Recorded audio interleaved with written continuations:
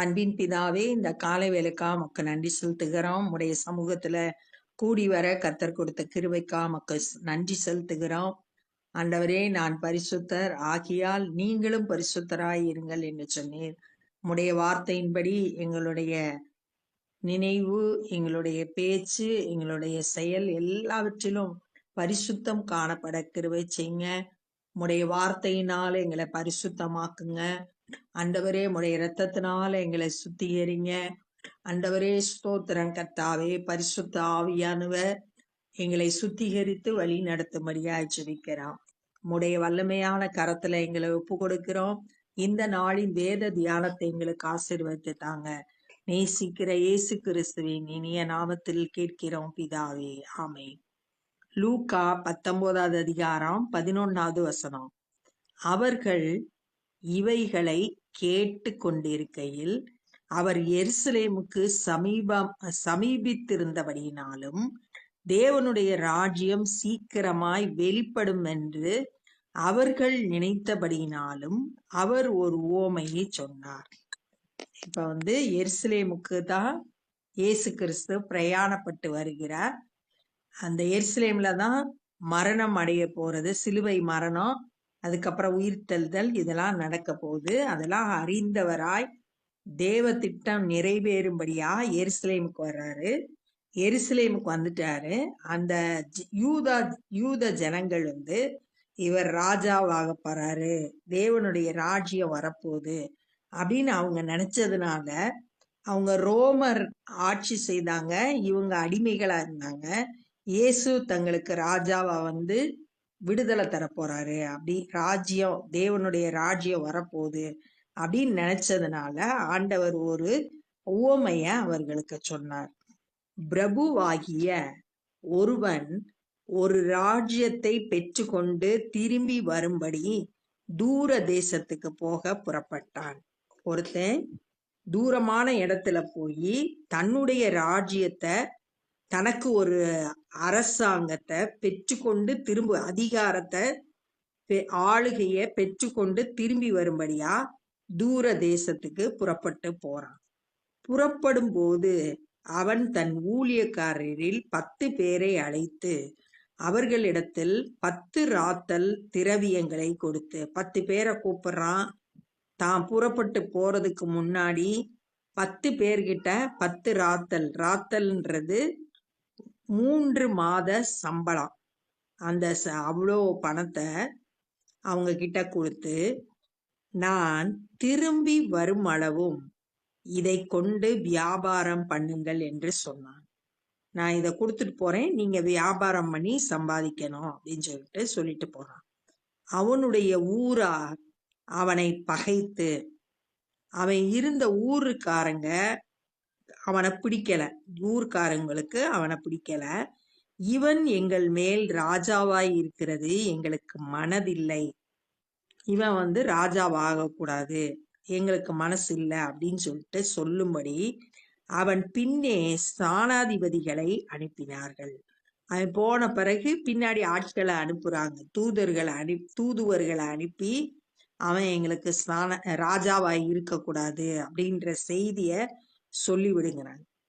அவன் ராஜ்யத்தை பெற்று கொண்டு திரும்பி வந்த போது, ஆனா அவன் போன மாதிரியே ராஜ்யத்தை பெற்றுட்டு தூர தேசத்துல இருந்து திரும்பி வந்தான். தன்னிடத்தில் திரவியம் வாங்கியிருந்த அந்த ஊழியக்காரரில் அவனவன் வியாபாரம் பண்ணி சம்பாதித்ததை இவ்வளவென்று அறியும்படி அவர்களை தன்னிடத்தில் அழைத்து வர சொன்னான். தான் கொடுத்துட்டு போன அந்த பணத்தை வாங்கின ஊழியர்களை கூப்பிட்டு அதை வச்சு வியாபாரம் பண்ணி எவ்வளவு சம்பாதிச்சிங்க அப்படின்னு கேட்கறதுக்காக, கணக்கு கேட்கறதுக்காக அவங்களெல்லாம் கூப்பிடுறான். அப்பொழுது முந்தினவன் ஆண்டவனே, உம்முடைய ராத்தலினால் 10 ராத்தல் ஆதாயம் கிடைத்தது என்றான். 10 ராத்தல் நான் சம்பாதிச்சிருக்கேன் அப்படின்னு முதல் வந்தவன் சொன்னான். அவன் சம்பாதிச்சதுனால தைரியமா வரான். முதல்ல சொல்லிட்டான், நான் 10 ராத்தல் சம்பாதிச்சிருக்கேன் அப்படின்னு சொல்லிட்டான். எஜமான் அவனை நோக்கி, நல்லது, உத்தம ஊழியக்காரனே, ரொம்ப நல்லா செஞ்சிருக்கா, பாராட்டுறான். உத்தமமா உன்கிட்ட கொடுக்கப்பட்ட ஊழியத்தை செஞ்சிருக்க.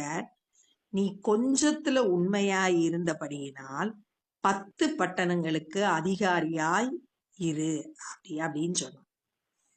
அவன் கொடுத்த 10 ராத்தல்ல உண்மையா இருந்தான். வியாபாரம் செஞ்சு 10 ராத்தல சம்பாதிச்சான்.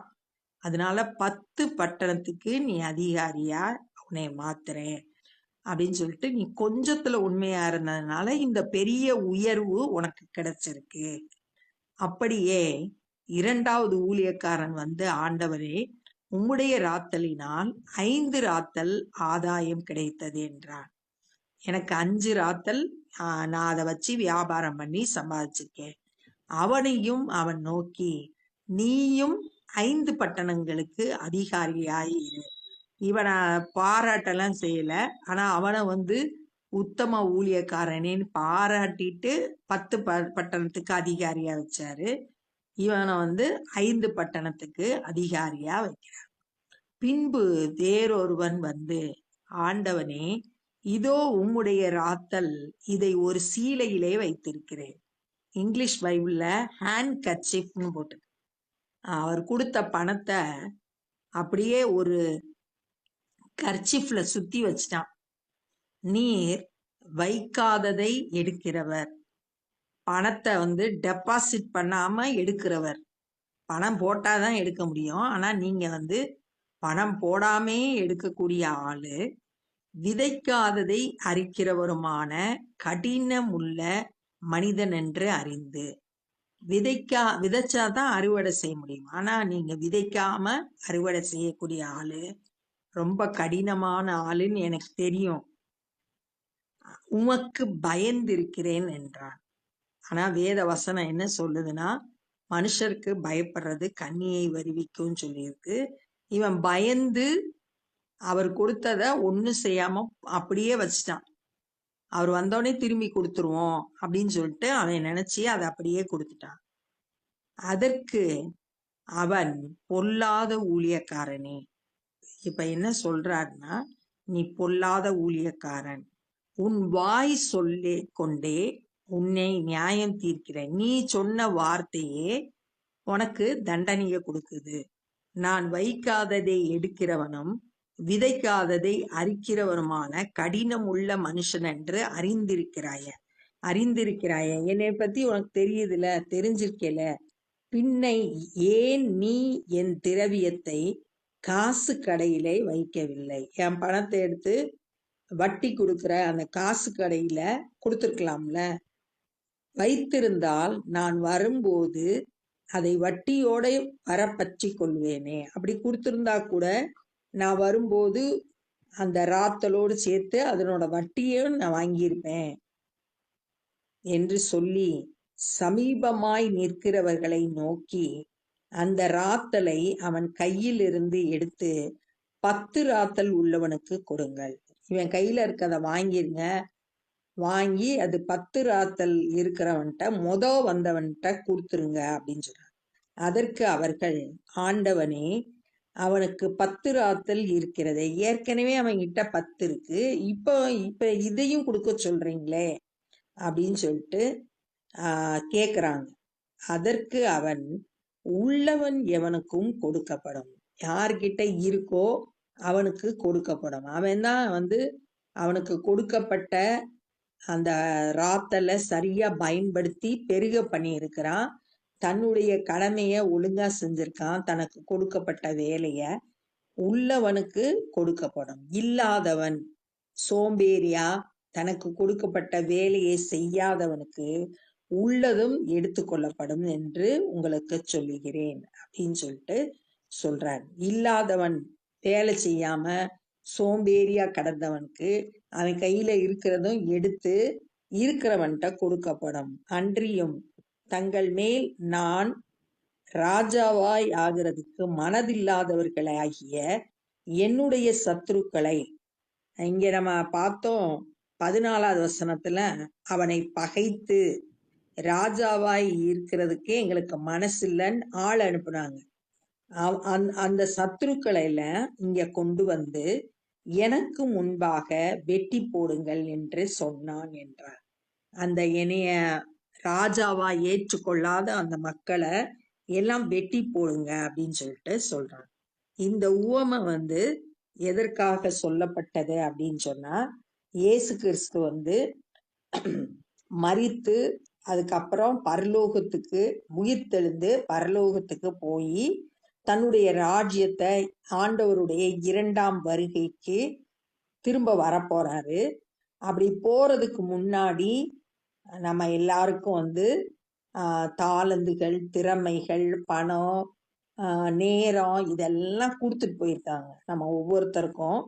அவர் ஒரு நாள்ல திரும்ப வரப்போறாரு. வரும்போது நம்ம எப்படி அவன் எல்லாரையும் கூப்பிட்டு கணக்கு கேட்டானோ அது போல நம்ம கிட்டயும் கணக்கு கேட்பாங்க. நமக்கு கொடுத்த குடும்பம், நமக்கு கொடுத்த பிள்ளைகள், நமக்கு கொடுத்த பணம், நேரம், திறமைகள் இது எல்லாத்துக்கும் நம்ம ஒரு நாள்ல கணக்கு கொடுக்கணும்.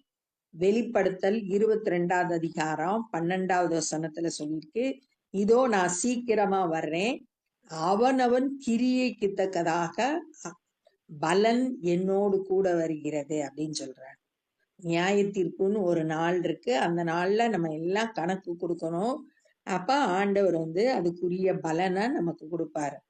இப்ப முதல்ல வந்தவனை பார்த்து கொஞ்சத்துல உண்மையா இருந்த அநேகத்தின் மேல 10 பட்டணத்துக்கு அதிகாரியா இருப்பாய் அப்படின்னு சொல்லி அவன் தனக்கு கொடுக்கப்பட்ட வேலைய சரியா செய்து முடித்து பாராட்டையும் பெற்று உயர்வையும் பெற்று கொண்டான். அது மாதிரி நமக்கும் ஆண்டவர் கொடுத்திருக்கிற நேரம், தாளந்துகள் எல்லாவற்றிலும் உண்மை உள்ளவர்களா, பொறுப்புள்ளவர்களா நடந்து கொண்டு ஆண்டவர் சித்தத்தை செய்து நிறைவேற்றி அவர் என்ன நம்ம கிட்ட எதிர்பார்க்கிறாரோ அதை நம்ம செய்து முடிக்கிறவங்களா இருக்கணும். ஆனா அந்த சோம்பேறியா இருந்தவனை ஆண்டவர் அவங்கிட்ட இருக்கதையும் எடுத்து அடுத்தவன்கிட்ட கொடுத்தாரு அப்படின்னு பார்த்தோம். அப்ப நம்ம புதைச்சி வைக்க கூடாது. நமக்கு கொடுத்திருக்கிற தாளந்துகள், திறமைகள், நேரம் இதெல்லாம் வீணாக்க கூடாது. அதெல்லாம் கவனமா பெருக பண்றவங்களா பயனுள்ள விதத்துல செலவழித்து அதை பயன்படுத்தி நன்மையானதை செய்கிறவர்களா நம்ம இருக்கணும் அப்படின்றத பாக்குறோம். நியாய தீர்ப்பு நாள்ல அவனை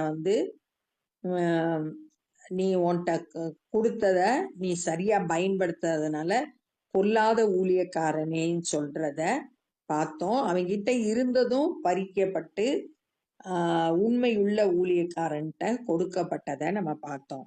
அந்த 14வது வசனத்துல அவன் ஊரார் அப்படின்னு இருக்கு. இயேசு கிறிஸ்து யூத குலத்துல வந்தாரு. ஆனா யூதர்கள் இயேசுவை ஏற்றுக்கொள்ளல. அவரை பகைத்து அவர் தங்களுக்கு ராஜாவா இருக்கக்கூடாது அப்படின்னு நினைச்சாங்க. ஆனா அவன் ராஜாவா அதிகாரத்தை பெற்று மறுபடியும் தன்னை யாரெல்லாம் ராஜாவாக ஆக்குறதுக்கு மனதில்லாம இருந்தாங்களோ அந்த சத்துருக்கள் எல்லாம் வெட்டி போடப்பட்டாங்க அப்படின்னு பார்க்கிறோம். நியாய தீர்ப்பு நாள் அன்று இயேசுவை யாரெல்லாம் ஏற்றுக்கொள்ளலையோ அவங்கெல்லாம் புறம்பாக்கப்படுவாங்க, அழிவை சந்திப்பாங்க அப்படின்றத இந்த வசனத்தின் மூலம் நம்ம தெரிந்து கொள்றோம். 2 தெசலோனிக்கேயர் 1வது அதிகாரம் 7வது வசனம், தேவனை அறியாதவர்களும் நம்முடைய கர்த்தராகிய இயேசு கிறிஸ்துவின் சுவிசேஷத்திற்கு கீழ்ப்படியாதவர்களுக்கும் நீதியுள்ள ஆக்கினையை செலுத்தும்படிக்கு கர்த்தராகிய இயேசு தமது வல்லமையின் தூதரோடும் ஜுவாலிக்கித்து எரிகிற அக்கினியோடும் வானத்திலிருந்து வெளிப்படும் போது அப்படி ஆகும் அப்படின்னு சொல்லிட்டு பிரதிபலனை கொடுப்பார் அப்படின்றத அந்த பகுதியில நம்ம இங்க வாசிக்கிறோம். அப்ப ஆண்டவருடைய வருகை ரொம்ப சீக்கிரமா இருக்கு. இயேசு கிறிஸ்து வரும்போது நம்ம எல்லாம் கணக்கு கொடுக்கணும். அதற்கு நம்ம எப்பயும் ஆயத்தம் உள்ளவர்களா காணப்படணும். சீக்கிரமாய் வருகிறேன் அப்படின்னு சொல்றாரு. நம்ம விழிப்புள்ளவர்களா, ஆயத்தம் உள்ளவர்களா, அவர் முன்பாக நிற்கும் போது குற்றமற்றவர்களா, மாசற்றவர்களா காணப்படும்படியா நம்ம ஆயத்தப்படணும். இப்ப நம்ம ஜெபம் பண்ண போறோம். அன்பின் பிதாவே, இந்த நாள்ல நாங்க தியானித்த இந்த வேத பகுதிக்காய் நன்றி செலுத்துகிறோம். ஆண்டவரே, நீ சீக்கிரமாய் வரப்போகிறீர். அந்த நாளுக்கென்று எங்களை ஆயத்தப்படுத்துங்க. ஆண்டவரே, ஸ்தோத்திரம். எங்களை ஆயத்தப்படுத்துகிறவர் பரிசுத்த ஆவியானவர். அவருடைய கரத்துல எங்களை ஒப்பு கொடுக்கிறோம். ஆண்டவரே, அப்பா, எங்களுடைய கிரியைக்குரிய பலனை பெற்றுக்கொள்ள போறோம் நாங்க தியானித்தோம். ஆண்டவரே, எங்களுக்கு நீங்க கொடுத்திருக்கிற தாளந்துகள், திறமைகள், பணம், நேரம், குடும்பம், பிள்ளைகள் எல்லாவற்றையும் ஆண்டவரே நாங்க சரியா பயன்படுத்த, சரியா ஆண்டவரே உம்முடைய சித்தத்தை செய்து நிறைவேற்ற எங்க ஒவ்வொருவருக்கும் கிருபை தாங்க. உமக்கு முன்பாக வரும்போது ஆண்டவரே நாங்க குற்றமற்றவர்களாய் மகிமையும் கனமும் பெற்றுக்கொள்கிறவர்களாய் காணப்பட கிருபை செய்யுங்க. எல்லா தடைகளை நீக்கி போடுங்க. உணர்வுள்ள இருதயத்தை தாங்க. ஒவ்வொரு நாளும் எங்களை போதித்து வழி நடத்துங்க. எல்லா தீமைக்கும் விலைக்கு காத்து கொள்ளுங்க. உம்முடைய இரத்த கோட்டைக்குள்ளாய் எங்களை மறைத்து கொள்ளுங்க. இந்த நாள்ல சுவிசேஷ ஊழியம் செய்கிற ஒவ்வொருவரையும் முறைய கரத்தில் எடுத்து பயன்படுத்துங்க. அநேகர் உம்மை விசுவாசித்து ரட்சிக்கப்பட கிருபை செய்யுங்க.